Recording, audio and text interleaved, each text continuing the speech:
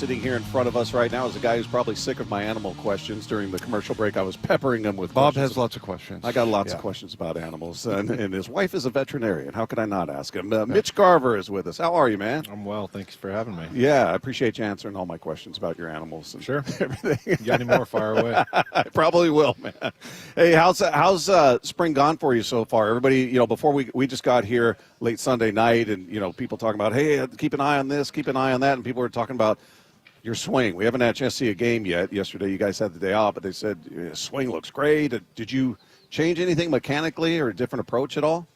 Yeah, I think towards the end of last year, I started messing around with lowering my hands a little bit and just getting in a little bit more comfortable hitting position. And talked a lot with Edgar over the offseason, and we worked through some things. But I think right now, just the whole goal is to land balanced and land in a comfortable position where I can launch from. And so far, I've seen some results early in camp, and I've been feeling pretty good at the plate, and just really trying to keep it simple. How careful do you have to be as far as what exercises and lifts and things like that? Are there any that affect your swing in a bad way that you got to stay away from, or are they very specific, or are you just generally lifting weights? Yeah, I think the one thing you got to be careful with is not lifting weights. I kind of went in this offseason and I tried to move as much weight as I possibly could and get big and strong and fast, and came out of offseason about 15 pounds heavier than when I entered it, and I feel strong, comfortable at the plate, and I think it's helped my arm. My arm feels better. Feel stronger catching, you feel stronger hitting. Everything's been feeling good. Yeah, I'm struggling with that right now. Not working out.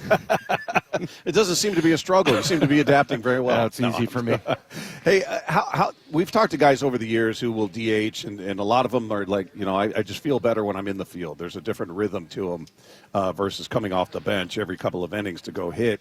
How is it for you? You get moved into that backup catcher role. Do you feel like it's easier when you're in the game as a catcher and then you go up to hit, or is it easier when you're just DHing? How does it feel for you? Yeah, I mean, I've always felt better when I catch. I think being able to see the speed of the game constantly, and you're involved in the game and going out there and hitting, and there's not enough time to dwell over at bats. Those kind of things all help. But I've had times where I'm really good just as a DH. I've had times where I'm really bad as a DH. But I think, what makes me sleep better at night is going home knowing I'm a catcher who can hit. And that's something that I've always done in my life, and that's kind of the plan going forward. There's going to be a stretch of time this offseason or this season when I run out and DH for 2 weeks straight, and then there's going to be a time where I don't. And that's the way we've kind of built our lineup, and we have a lot of guys that can fill in and have success, and it's just kind of like going back to that team mentality of really running out who has the best opportunity tonight.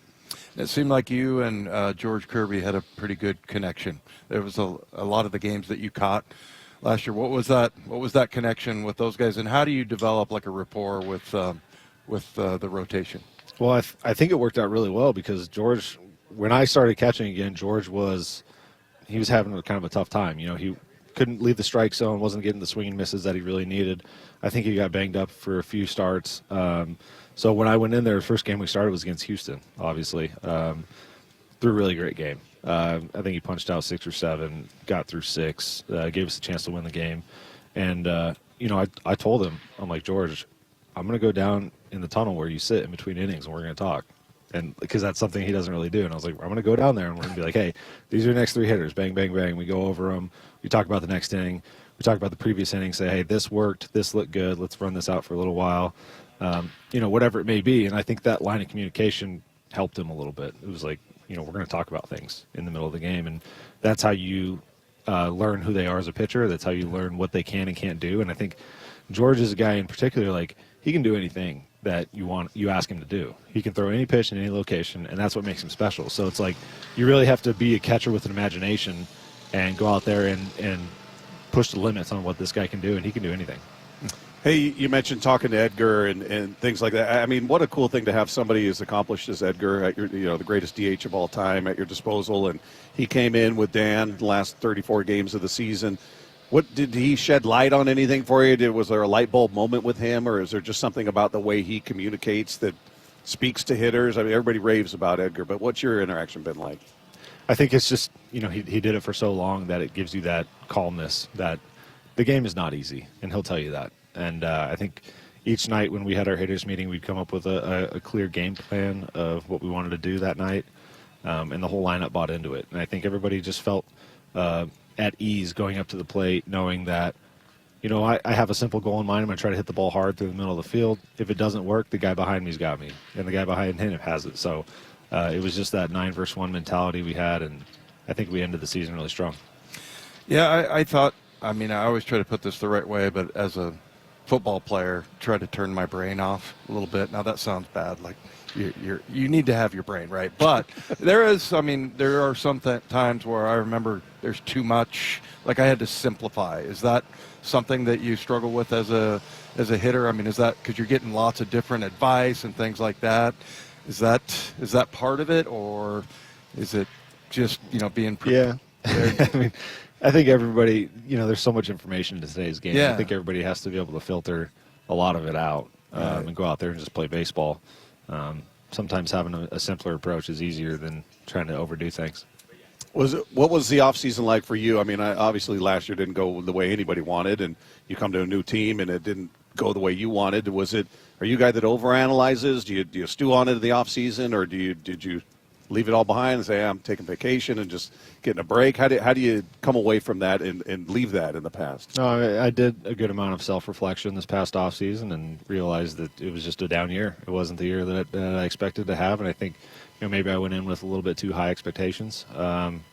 But it was nice to get home and relax and kind of filter through some things that I thought went well, things that didn't go well, things that I can improve on. And this game is so much about growth and change, and nobody's ever got it figured out. So to be able to have those reflections was important. But throughout the off season, got over it because another year's coming up and we expect big things.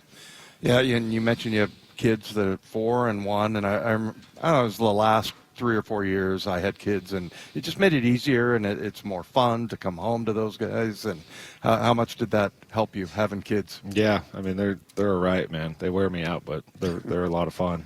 It'll be better this year because our 1-year-old will be sleeping normal, and he's walking around just ripping the house apart. So he's the crazy one in the family so far, but it's been fun. It gives you a new perspective on the game. It's when my first son was born, I remember showing up to the field and I was like, man, it just feels different, right? You're not really playing for your career anymore. You're kind of playing for your legacy and your family's legacy. And like, man, I hope I play long enough my kid knows what I do for work and what I did. Right. They definitely lighten things up. Yeah. And you get to come home to a couple dogs too. So that's another good thing. Dogs. Let's talk about that. Well, your wife is a veterinarian, which is very cool. And during the break, we were talking about an event that you were a part of in Texas, where they adopted out a couple thousand pets. Is that what you said? Yeah. In one event. Yeah. So my wife worked at the Humane Society out in Texas, and she would do like free spay and neuter clinics, all pro bono. She would go out, every other week and just run those and spay and neuter hundreds of dogs at a time. I don't know. But it was great to see her work, and she loves her job, and she's really good at it, and she's really smart. But yeah, we were in Texas my second year, so 23. We had the largest adoption clinic in all of Southwest, and it was held at Globe Life. I think we adopted out 1,000, 3,000, 4,000, something like that, cool. Animals in one day, and it was really cool. And we're firm believers in adoption. All the dogs that we've had together as a couple have been adopted.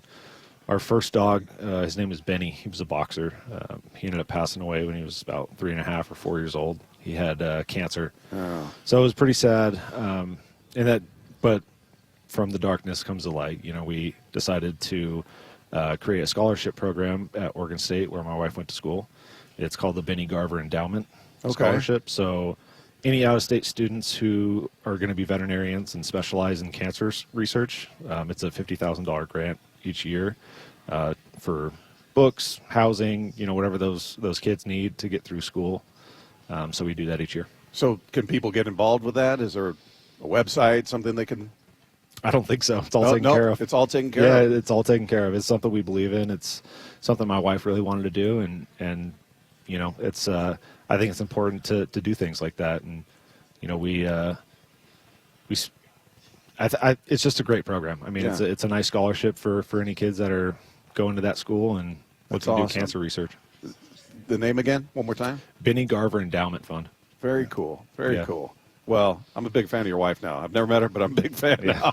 Hey, really appreciate you taking some time to sit down with us, man. We wish you nothing but the best this season and look forward to talking to you again. Sure, guys. Thank you. How cool was that, what you just saw, right? Great stuff. If you want more of that, you continue right here. We're going to have all kinds of stuff happening from Peoria live, and you'll find it right here on YouTube. And where else can they find it? They can download the Seattle Sports app. If I can do it, anyone can do it. That's very true, what you said there.